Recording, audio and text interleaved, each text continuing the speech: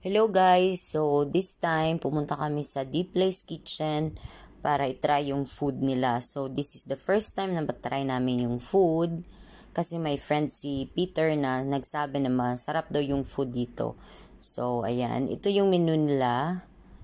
Sa mga picture pa lang mapapatakam ka na kasi ang gaganda ng pagka-take ng picture. At saka sabi ng friend ni Peter ay masarap din daw yung pagkain nito. Actually yung ano nito guys sa taas is hotel yan, Amigo Hotel. So sa baba is the kitchen. Yan, ang dami nating mapagpipilian ng mga food dyan, iba't ibang klase ng pagkain. Yun, mayroon din silang crab at saka kung ano-ano pang food na gusto mong kainin. Ang daming laman ng ng menu nila. Ayan. At saka yung isi-serve talaga nila na food ay yung talagang nasa picture.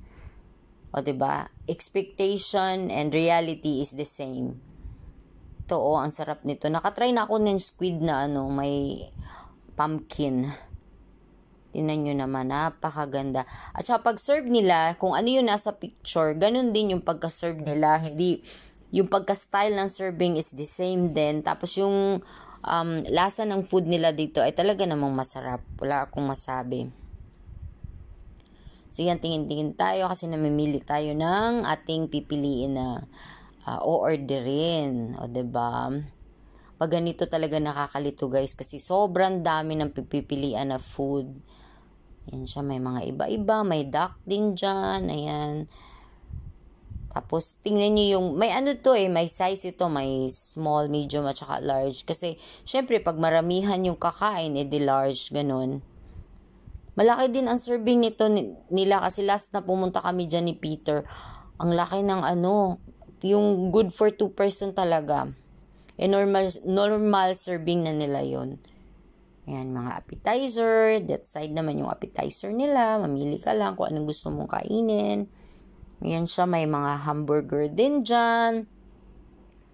Ayan, masarap. Si Peter nakatry na siya ng hamburger dito. Sabi niya masarap naman. May creamy mushroom soup. Yan, pag umorder ako niyan, ako lang ang pwedeng kumain kasi si Peter hindi naman siya pwedeng kumain ng may mushroom. So, dyan, hanap-hanap pa tayo. Pinakita ko sa inyo kung anong mga laman ng menu. Yan siya, yan yung mga seafood. Dito naman yung side ng seafood, yung shrimp, yung crab. Ito dito yung, yung steak naman dito. So, maraming variety ng food na pwede mong pagpilian dito. May western, may Asian. Ganun siya. So, dami mong pwedeng pagpilian. Hello guys! So this time pumunta kami sa Deep Place Kitchen para i-try yung food nila. So this is the first time na try namin yung food kasi may friend si Peter na nagsabi na masarap daw yung food dito. So ayan, ito yung menu nila. Sa mga picture pa lang mapapatakam ka na kasi ang gaganda ng pagka-take ng picture. At saka sabi ng friend ni Peter ay masarap din daw yung pagkain nito. Actually yung nito guys sa taas is hotel yan, Amigo Hotel. So sa baba is the kitchen. Yan, ang dami nating mapagpipilian ng mga food dyan, iba't ibang klase ng pagkain. Yun, mayroon din silang crab at saka kung ano-ano pang food na gusto mong kainin. Ang daming laman ng ng menu nila. Ayan. At saka yung isi-serve talaga nila na food ay yung talagang nasa picture. O 'di ba? Expectation and reality is the same.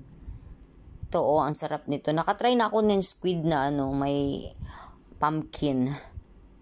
Tingnan nyo naman, napakaganda. At saka pag-serve nila, kung ano yung nasa picture, ganun din yung pagka-serve nila. Hindi, yung pagka-style ng serving is the same din. Tapos yung lasa ng food nila dito ay talaga namang masarap. Wala akong masabi. So yan, tingin-tingin tayo kasi namimili tayo ng ating pipiliin na o-orderin. O 'di ba? Pag ganito talaga nakakalito guys kasi sobrang dami ng pipilian na food. Yan siya, may mga iba-iba, may duck din dyan, ayan. Tapos, tingnan nyo yung, may ano to may size ito, may small, medium, at saka large. Kasi, syempre, pag maramihan yung kakain, di large, ganun. Malaki din ang serving nito nila kasi last na pumunta kami dyan ni Peter. Ang laki ng yung good for 2 person talaga. Normal serving na nila yon. Ayan, mga appetizer. That side naman yung appetizer nila. Mamili ka lang kung anong gusto mong kainin. Ayan siya, may mga hamburger din dyan. Yan, masarap. Si Peter nakatry na siya ng hamburger dito. Sabi niya masarap naman. May creamy mushroom soup. Yan, pag umorder ako niyan, ako lang ang pwedeng kumain kasi si Peter hindi naman siya pwedeng kumain ng may mushroom. So, dyan, hanap-hanap pa tayo. Pinakita ko sa inyo kung anong mga laman ng menu. Yan siya, yan yung mga seafood. Dito naman yung side ng seafood, yung shrimp, yung crab. Ito dito yung, ayan, yung steak naman dito. So, maraming variety ng food na pwede mong pagpilian dito. May Western, may Asian. Ganun siya. So, dami mong pwedeng pagpilian. Tingin-tingin lang muna tayo sa menu. Ayan siya, O, diba? Ang dami. Ito naman yung kanilang drinks. Dami din ang kanilang drinks na pwede mong pagpilian. Ayan. Gustong-gusto ko yan, yung blue color. Masarap yan. O, diba? Ang daming pwedeng pagpilian. Maganda kasi pag pumunta tayo sa isang restaurant, yung maraming variety ng food. So, ito yon yung creamy mushroom. Ayan, ako lang yung pwedeng kumain yan. Ewan ko ba si Peter, mayroon bang ganyan? Nakalimutan ko na guys, pero ang alam ko kasi, hindi si Peter pwedeng kumain ng may mushroom. Pero kumain siya. Bakit siya mayroong... Nag-ano si Peter, hindi siya pwede, pero never mind. Yan, siguro, gusto lang talaga niyang kumain. Pagbigyan na natin. Kasi hindi naman siya laging kumakain ng may mushroom. So, ito yun, Ayan yung in-order ni Peter. Looks very delicious. Yan yung sa kanya May may meat ganun sa loob. Tapos ito muna yung parang appetizer muna namin. Tapos later may main naman na pagkain na kakainin ko. Ayan. Maganda mag-explore sa iba't ibang klase ng restaurant kasi doon mo makikita na makikita mo yung ambience ng restaurant at the same time of course pumunta ka doon para sa pagkain, 'di ba? Maraming masasarap na restaurant dito.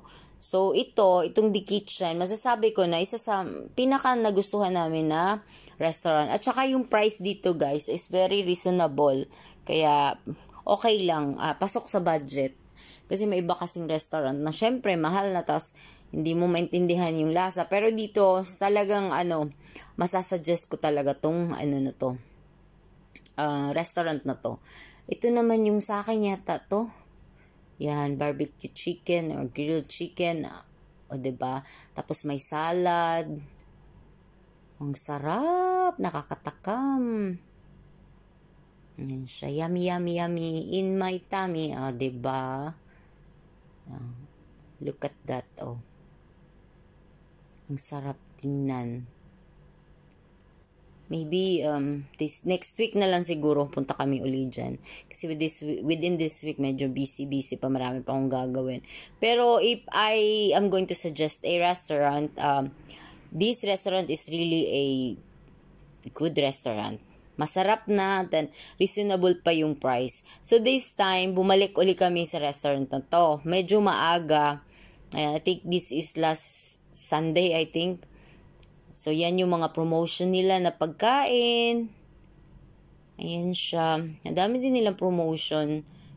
So, yan yung paligid. Ayun, pintuan na yan. Papunta yan sa hotel. Yun, nakita nyo doon guys, is papunta na yun sa lobby ng hotel. Kasi nga, as hinabi ko na, diba, yung baba nito is, yung baba restaurant, tapos yung taas niyan is Amigo Hotel.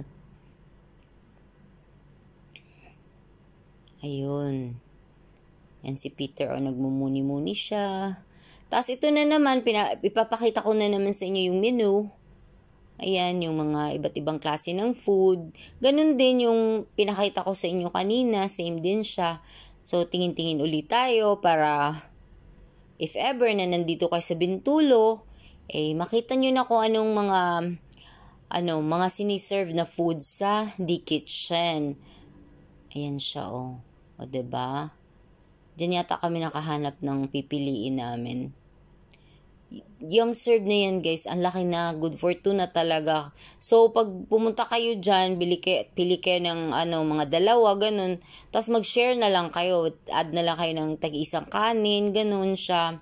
Tapos i-share nyo na lang. Pero kung may gusto talaga, gusto mong ubusin yung isang serving, pwede naman din.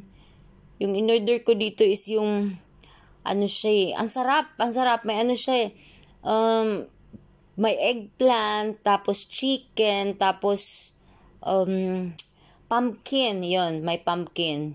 Ayan yun, hindi pala yan, kasi last time yun yung in-order ko, yan yung, yung pumpkin creamy na na squid yan.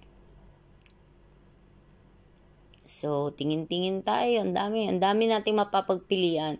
Ang nakaganda sa lugar na to, sa restaurant na to, ang daming variety ng food. At saka, as I said, kung ano yung nasa picture, ganun din yung pagka-serve sa'yo ng food.